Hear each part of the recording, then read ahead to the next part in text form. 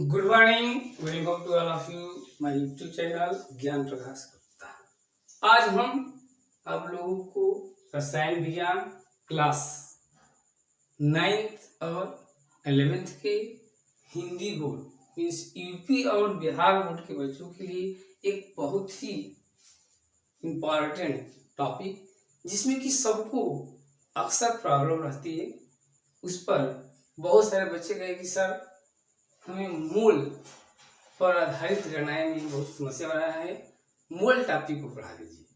तो इसको नज़र में रखते हुए हम आज एक इस वीडियो में मोल क्या है इसको जीरो से लेकर के जितने भी कठिन कंसेप्ट हैं आपको प्रोवाइड कर रहे हैं, तो इसे ध्यान से रखना है। मोल क्या है? तो किसी भी पदार्थ की मात्रा की ये यूनिट है। किसी पदार्थ की मात्रा की क्या है? यूनिट है, ठीक है ना। तो सबसे पहले हम जानेंगे कि 1 मोल का मतलब क्या होता है। एक मोल क्या है?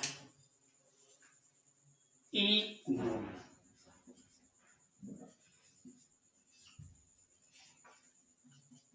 तो इसे ध्यान से सुनिए और ये सप्ताह पढ़े तो कॉपी पर नोट करते चलिए।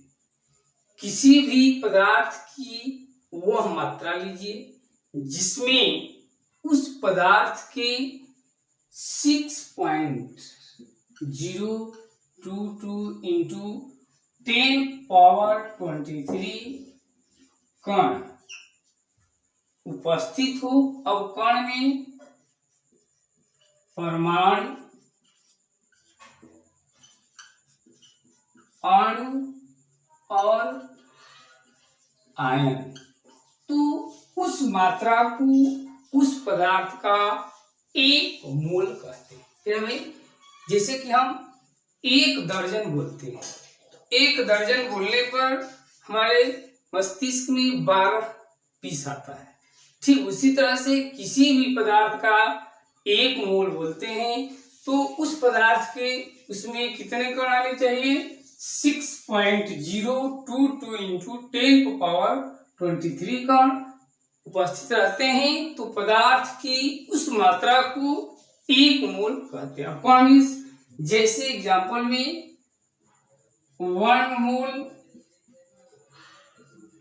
NaOH का मतलब NaOH के 6.022 इंटू 10⁻23 अणु, कितने अणु, और NaOH की 1 मोल के कितने अणु?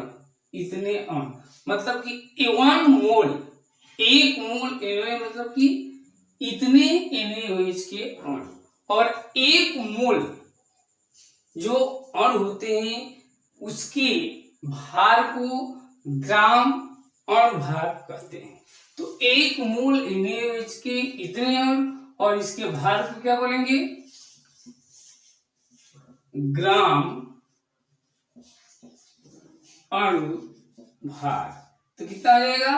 तो ग्राम अणु भार आपका सोडियम का 23 प्लस ऑक्सीजन का 16 प्लस 1 कितना आएगा? 40 ग्राम।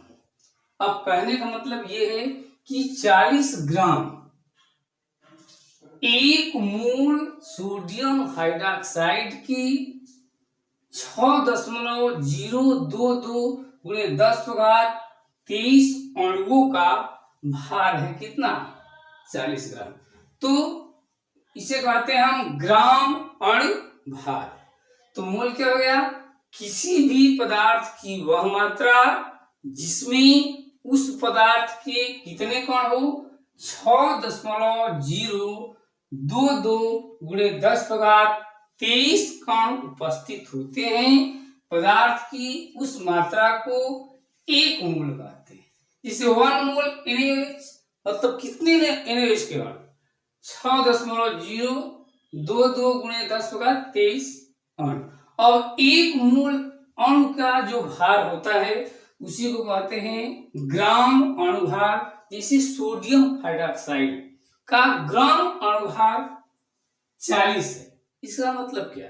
ग्राम अणु भार 40 है, मतलब कि ये इतने कितने 6.022 गुणे 10⁻23 अणुओं का भार है। क्लियर? इसी प्रकार से हम दूसरा देखते हैं। 1 मोल H2SO4 मतलब कितने हो जाएंगे? तो 1 मोल H2SO4 मतलब कि 6.022 गुणे 10⁻23 अणु किसके? H2SO4 के कितने हो जाएंगे? तो 1 मोल H2SO4 मतलब कि H2SO4 के कितने अणु? 6.00022 गुणे 10⁻23 अणु। इसके भार 98 ग्राम। तो 1 मोल के अणुओं का जो भार होता है उसको ग्राम अणु भार या अणु भार कहते हैं। इस 1 मोल सल्फ्यूरिक अम्ल के इतने अणु और इतने अणुओं के भार को कितना हो जाएगा? 98 ग्राम। और 98 ग्राम क्या है? तो ये है ग्राम अणु भार। ठीक है।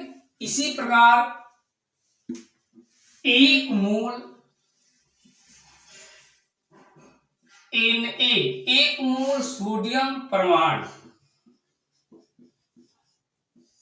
का मतलब 1 मोल सोडियम परमाणु का मतलब हो जाता है 6.022 गुणे 10⁻23 Na परमाणु। क्लियर? और 1 मोल सोडियम परमाणु के भार को परमाणु भार कहते हैं और लिखते हैं 23 ग्राम। 23 ग्राम सोडियम मतलब कि सोडियम के कितने परमाणुओं का भार? तो 23 ग्राम सोडियम मतलब कि सोडियम के 6.022 गुणे 10⁻23 परमाणुओं का भार है। क्लियर? अब 1 मोल कार्बन परमाणु मीन्स 6.022 गुणे 10⁻23 कार्बन परमाणु मतलब भार कितना हो जाएगा? तो 12 ग्राम। क्लियर? कहने का मतलब ये है कि 12 ग्राम भार मतलब 12 ग्राम किसका भार है? तो कार्बन की 1 मोल परमाणु का। कितने का? 12 ग्राम कार्बन की 1 मोल परमाणु का मतलब कितने परमाणु? तो 6.22 गुणे 10⁻23 परमाणुओं का भार है। कितना? 12 ग्राम। यदि यही एक परमाणु का भार लिखिए 1 कार्बन परमाणु तो हम लिख सकते हैं 12 AMU atomic mass unit. 1 carbon परमाणु के बारे में जाएगा 12 AMU। यदि हम 12 ग्राम लिखते हैं मतलब कि 1 मोल कार्बन परमाणु का भार जाता है। क्लियर? तो अब फिर इसके साथ अब इस पर आधारित गणनाओं को देखने के लिए हम फिर देखते हैं आगे।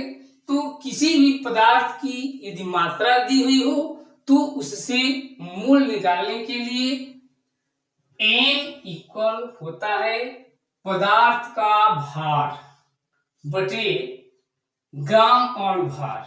क्या हो जाएगा? भार बटे में ग्राम अणु भार। इस फॉर्मूले से किसी पदार्थ के दिए हुए भार के द्वारा हम अणु को मोल को निकाल सकते हैं और इस पर आधारित गणनाओं के लिए हम अभी नेक्स्ट वीडियो मिलते हैं। तब तक के लिए नमस्कार।